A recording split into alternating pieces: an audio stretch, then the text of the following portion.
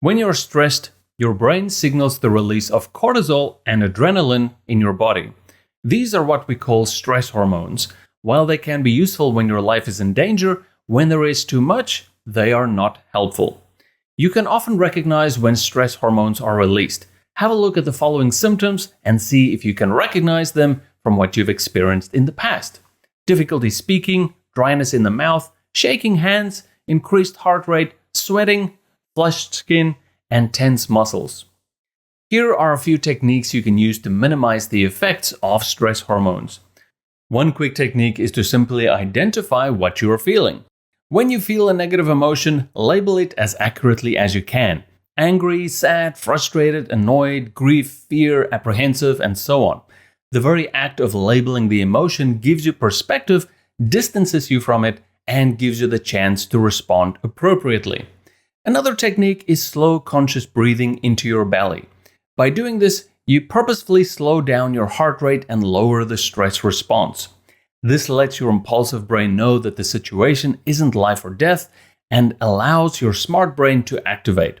This is something that you can do anywhere and anytime without others noticing.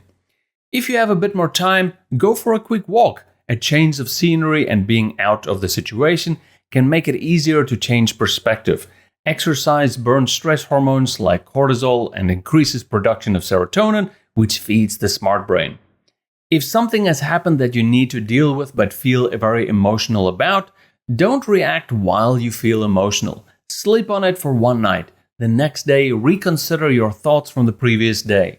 If you still feel that you need to take action, think through how you want to act.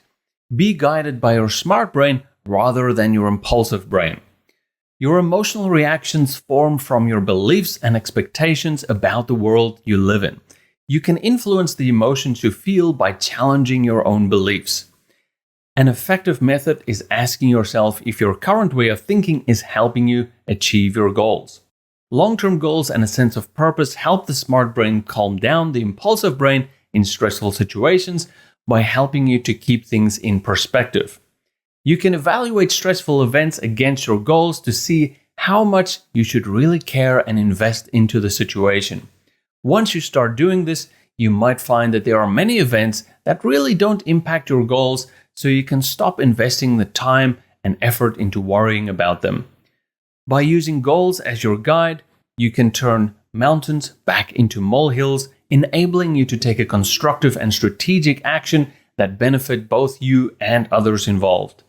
Coming up with creative solutions require the smart brain to work well, which is why it's important to learn how to recognize when your impulsive brain has been activated so you can consciously calm yourself down and regain control.